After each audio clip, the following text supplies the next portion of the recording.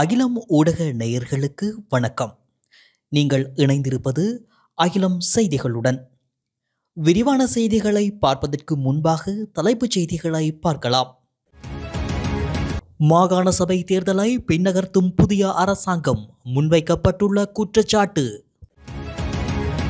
அரச ஊழியர்களின் சம்பள உயர்வு தொடர்பில் அரசின் நிலைப்பாடு அம்பலம். மன்னாரில் 14வது நாளாக தொடரும் போராட்டம். வதந்தியை பரப்பாதீர்கள், எதிர்க்கட்சிகளுக்கு பிரதமர் ஹரிணி சாட்டையடி. ஜாலில் திடீரென தீப்பற்றி எறிந்த தனியார் பேருந்து.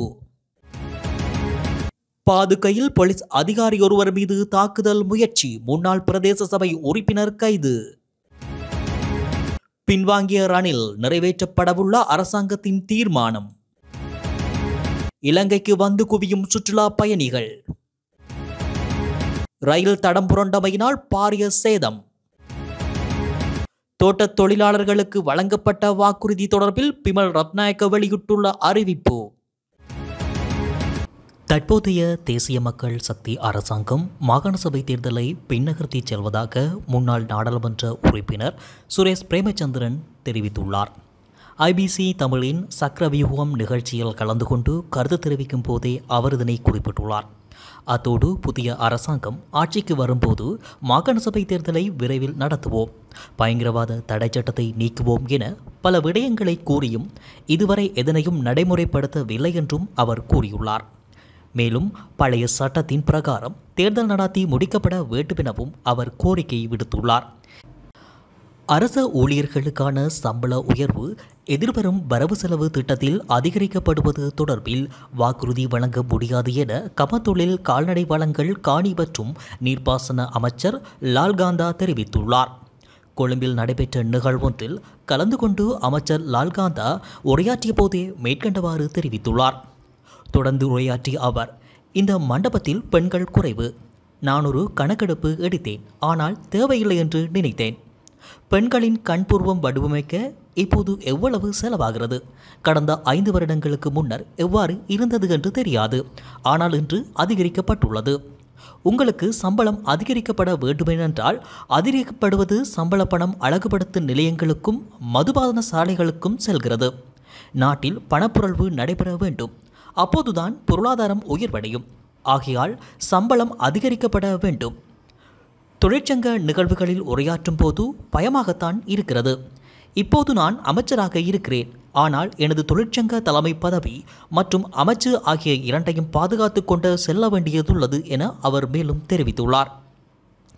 அனுர அரசாங்கம் ஆட்சிக்கு வருகை தந்தபோது அரச ஊழியர்களின் சம்பளத்தை உயர்த்துவதாக கூறிய நிலையில் தற்போது சம்பள உயர்வு குறித்து முன்வைக்கப்படும் கருத்துகள் அரச ஊழியர்களுக்கு ஏமாற்றமளிக்கும் வகையில் அமைந்துள்ளதாக தெரிவிக்கப்பட்டுள்ளது. மன்னாரில் காற்றாலை கோபுரங்கள் அமைத்தல் மற்றும் கனிய மணல் அகழ்வு ஆகியவற்றுக்கு எதிராக முன்னெடுக்கப்பட்டு வரும் கவனஈர்ப்பு போராட்டம் இன்றைய தினம் 14வது நாளாகவும் சுழற்சி முறையில் முன்னெடுக்கப்பட்டுள்ளது. மன்னார் மக்கள் மற்றும் இளையோர் ஒன்றிணைந்து முன்னெடுத்து வருகின்ற போராட்டத்திற்கு இன்றைய தினம் ஆதரவு வழங்கும் வகையில் வங்காளி மற்றும் தலைமன்னார் கிராமம் ஆகிய கிராமங்களைச் சேர்ந்த நூற்றுக்கணக்கான மக்கள் குறித்த போராட்டத்தில் இணைந்து கொண்டு தமது ஆதரவை தெரிவித்துள்ளனர். குறித்த போராட்டத்தில் ஈடுபட்ட மக்கள் தலையில் கருப்பு பட்டி அடித்து போராட்டத்தை முன்னெடுத்துள்ளனர். இன்றைய தினம் காலை முதல் முன்னெடுக்கப்பட்டு வருகின்ற குறித்த போராட்டமானது மன்னார் நகர சுற்றுவட்ட பகுதியில் இடம்பெற்றுள்ளது. போராட்டத்தில் ஈடுபட்ட மக்கள் பல்வேறு வாசகங்கள் எழுதப்பட்ட பதாதைகளை ஏந்தியவாறு கோஷங்களை எழுப்பி போராட்டத்தில் ஈடுபட்டு வந்துள்ளனர். மன்னாரில் புதிதாக முன்னெடுக்கப்படவுள்ள காற்றாலை மின் கோபுரம் அமைத்தல் மற்றும் கனிய மணல் அகழ்வு ஆகியவை முழுமையாக நிறுத்தும் வரை தமது போராட்டம் தொடரும் என போராட்டத்தில் ஈடுபட்டவர்கள் தெரிவித்துள்ளனர். தேசிய மக்கள் சக்தி தலைமையிலான அரசுக்குள் குழப்பம் என்று வதந்திகளை பரப்பி ஆட்சியை பிடிக்கலாம் என்று எதிர்க்கட்சிகள் கனவு காணக்கூடாது. நாட்டு மக்களின் அமோக ஆணையை பெற்ற இந்த அரசை எந்த சக்தியாலும் அசைக்கவே முடியாது என பிரதமர் ஹரிணி அமரசூரிய தெரிவித்துள்ளார். இது தொடர்பில் அவர் மேலும் கூறுகையில், பிரதமரை மாற்ற வேண்டுமா இல்லையா என்பதை ஜனாதிபதிதான் முடிவு செய்ய வேண்டும். இந்த விடயத்தில் எதிர்க்கட்சிகளுக்கு என்ன அவசரம்? பிரதமர் பதவியை நான் எந்த சந்தர்ப்பத்திலும் துஷ்பிரயோகம் செய்யவில்லை. ஜனாதிபதி என் மீது வைத்துள்ள நம்பிக்கையை நான் கேள்விக்குட்படுத்தவில்லை. ஜனாதிபதியும் தேசிய மக்கள் சக்தி அரசும் என் மீது அழுத்தங்கள் எதனையும் இதுவரை பிரயோகிக்கவில்லை. ஆனால் எதிர்க்கட்சிகள் வதந்திகளை வெளியிட்டு வருகின்றன. சில ஊடகங்கள் இதற்கு முக்கியத்துவம் கொடுக்கின்றன. அனைத்து ஊடகங்களும் நடுநிலையுடன் செயல்பட வேண்டும். உண்மை நிலைமைகளை ஊடகங்கள் தான் மக்களுக்கு தெரியப்படுத்த வேண்டும். இது தேசிய மக்கள் சக்தி தலைமையிலான அரசு. இந்த அரசுக்குள் குழப்பம் என்ற வதந்திகளை பரப்பி ஆட்சியை பிடிக்கலாம் என்று எதிர்க்கட்சிகள் கனவு காணக்கூடாது. நாட்டு மக்களின் அமோக ஆணையை பெற்ற இந்த அரசை இந்த சக்தியாலும் அசைக்கவே முடியாது என சுட்டிக்காட்டியுள்ளார். ஜாழ்ப்பாணத்தில் நிறுத்தி வைக்கப்பட்டிருந்த தனியார் பேருந்து ஒன்று திடீரென தீப்பற்றி எரிந்துள்ளது. நல்லூர் கிட்டுப்போகா பகுதியில் நிறுத்தி வைக்கப்பட்டிருந்த பேருந்து ஒன்றிலேயே இந்த சம்பவம் நிகழ்ந்துள்ளது. பேருந்தில் தீப்பற்றியதைத் தொடர்ந்து ஜாழ் மாநகர சபையின் தீயணைப்பு படையினர் விரைந்து சென்று தீயை கட்டுப்படுத்தும் நடவடிக்கையில் ஈடுபட்டுள்ளனர். இந்த நிலையில் தீ விபத்து ஏற்பட்டமைக்கான காரணம் இன்னும் வெளியாகவில்லை என்பது குறிப்பிடத்தக்கது. அவிசாவளை அருகே பாதுகை போலீஸ் நிலையத்தின் போக்குவரத்து பிரிவு பொறுப்பதிகாரியை தாக்க முயன்ற குற்றச்சாட்டில் முன்னாள் பிரதேச சபை உறுப்பினர் ஒருவர் கைது செய்யப்பட்டுள்ளார். பாதுகை மாவத்தகம அருகே டிடிஹகென பிரதேசத்தில் கார் ஒன்றும் முச்சக்கர வண்டியொன்றும் மோதி விபத்துக்குள்ளாகியுள்ளது. இதன்போது குடிபோதையில் இருந்த கார் சாரதி போலீசாரினால் கைது செய்யப்பட்டுள்ளார். சீதாவாக்கி பிரதேச சபையின் முன்னாள் உறுப்பினரும் ஐக்கிய மக்கள் சக்தியின் கொழும்பு மாவட்ட இளைஞர் அமைப்பின் முக்கியஸ்தருமான நபரொருவர் போலீஸ் நிலையத்திற்கு நேரில் வருகை தந்து கைது செய்யப்பட்டவரை விடுவிக்குமாறு கோரி அழுத்தம் கொடுத்துள்ளார். எனினும் போலீசார் அதற்கு மறுப்பு தெரிவித்த போது குறித்த நபருக்கும் போலீசாருக்கும் இடையில் மோதல் ஏற்பட்டுள்ளது. இதன்போது போக்குவரத்து பிரிவின் பொறுப்பதிகாரியின் தோள்பட்டை நட்சத்திரம் கலன்றுள்ளதுடன் குறித்த அதிகாரியும் நிலைகுலைந்து வீழ்ந்துள்ளார். அதனையடுத்து போலீஸ் நிலையத்தில் கலகம் விளைவித்த குற்றச்சாட்டில் முன்னாள் பிரதேச சபை உறுப்பினர் போலீசாரினால் கைது செய்யப்பட்டுள்ளார். எனினும் அவர் தனக்கு சுகவீனம் என்று தெரிவித்து போலீஸ் தடுப்பு கூண்டில் மயங்கி வீழ்ந்த நிலையில் தற்போது போலீஸ் காவலுடன் ஹோமாகம மருத்துவமனையில் சிகிச்சைக்காக அனுமதிக்கப்பட்டுள்ளார். முன்னாள் ஜனாதிபதிகளின் சிறப்புரிமைகளை நீக்குவதற்கு எதிராக நீதிமன்றம் செல்லப் போவதில்லை என முன்னாள் ஜனாதிபதி ரணில் விக்ரமசிங்கே அறிவித்துள்ளார். இது தொடர்பில் அண்மையில் ரணில் தனது கட்சி செயற்பாட்டாளர்களுக்கு அறிவித்துள்ளதாக தெரிய வந்துள்ளது. அத்தோடு சிறப்புரிமைகள் நீக்கம் குறித்து முன்னாள் ஜனாதிபதிகளுடன் ஒரு குழுவாக கலந்துரையாடவில்லை என்றும் அவர் தெரிவித்துள்ளதாக கூறப்படுகிறது.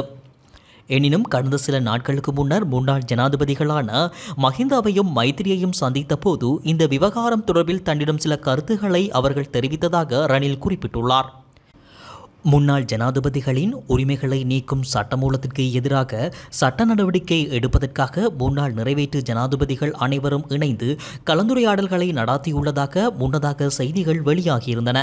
இந்த நிலையில் குறித்த திட்டத்திலிருந்து முன்னாள் ஜனாதிபதி ரணில் விக்ரமசிங்கே விலகுவதாக தற்போது கூறியுள்ளார். 2025 ஆண்டின் ஜனவரி மாதம் 1ஆம் திகதியில் இருந்து ஆகஸ்ட் மாதம் 13ஆம் திகதி வரையான காலப்பகுதிக்குள் 14,67,694 சுற்றுலா பயணிகள் நாட்டுக்கு வருகை தந்துள்ளதாக தெரிவிக்கப்பட்டுள்ளது. குறித்த விடயத்தை இலங்கை சுற்றுலா அபிவிருத்தி அதிகார சபை தெரிவித்துள்ளது. இந்த நிலையில் இவ்வாண்டின் ஆகஸ்ட் மாதத்தின் முதல் 13 நாட்களில் 99,406 சுற்றுலா பயணிகள் நாட்டுக்கு வருகை தந்துள்ளனர். இந்த 13 நாட்களில் அதிகளவான சுற்றுலா பயணிகள் இந்தியாவிலிருந்து வருகை தந்துள்ள நிலையில் அவர்களின் மொத்த எண்ணிக்கை 19,572 ஆகும். மேலும் ஐக்கிய ராஜ்யத்திலிருந்து 10,970 சுற்றுலா பயணிகளும், இத்தாலியிலிருந்து 7,641 சுற்றுலா பயணிகளும், பிரான்சிலிருந்து 6,870 சுற்றுலா பயணிகளும் வருகை தந்துள்ளனர். இதே நேரம் சீனாவிலிருந்து 6,762 சுற்றுலா பயணிகளும், ஜெர்மனியிலிருந்து 5,877 சுற்றுலா பயணிகளும் வருகை தந்துள்ளதாக இலங்கை சுற்றுலா அபிவிருத்தி அதிகார சபை தெரிவித்துள்ளது. கரையோர ரயில் மார்க்கத்தின் கிங் தொட்ட ரயில் நிலையத்தில் ரயில் ஒன்று தடம் புரண்டுள்ளது. மருதானையிலிருந்து பெலியத்த நோக்கி சென்ற 8,056 காளி குமாரி கடுகதி ரயில் ஒன்றே இவ்வாறு தடம் புரண்டுள்ளதாக தெரிவிக்கப்படுகிறது. இதனால் கரையோர ரயில் மார்க்க போக்குவரத்து அம்பலாங்குடை ரயில் நிலையம் வரை வரையறுக்கப்பட்டுள்ளது. ரயில் தடம் புரண்டமையினால் ரயில் பாதைக்கு பாரிய சேதம் ஏற்பட்டுள்ளதாக குறிப்பிடப்படுகிறது.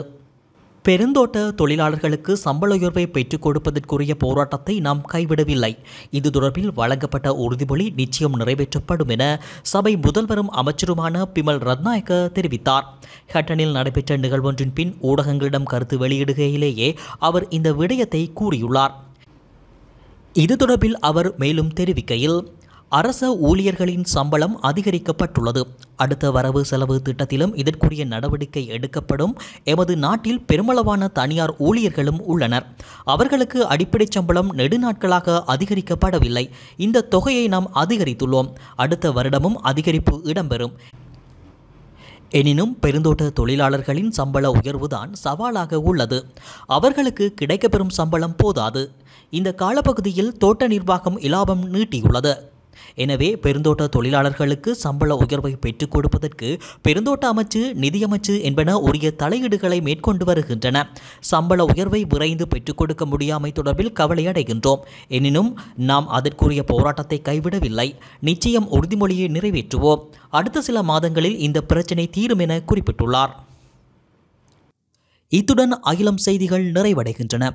தொடர்ந்தும் இதுபோன்ற செய்திகளை உடனுக்குடன் பெற்றுக்கொள்ள அகிலத்துடன் இணைந்திருங்கள். வணக்கம். அகிலம், மாற்றத்திற்கான மக்கள் குரல். இந்த வீடியோ பிடிச்சிருந்தா லைக் பண்ணுங்க, கமெண்ட் பண்ணுங்க, ஷேர் பண்ணுங்க. மறக்காம கீழே இருக்க பெல் ஐகானை கிளிக் பண்ணுங்க.